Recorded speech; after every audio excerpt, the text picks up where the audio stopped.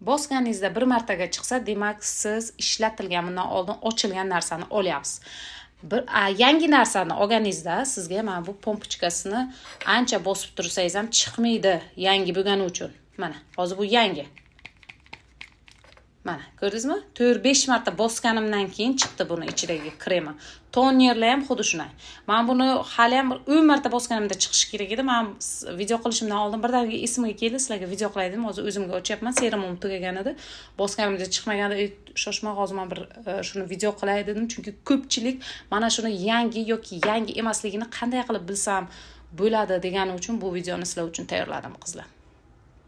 Bo'ldi, ana уже bir marta chiqdimi? Уже ishlatilgan, mana artib toza qilib qo'ysam ham, ichlari ko'rinadigan qilib qo'ysam ham, lekin siz bir marta olib shunday bosdingizmi, bittaga chiqdimi, bilingki bu ochilgan, bu уже ishlatilgan.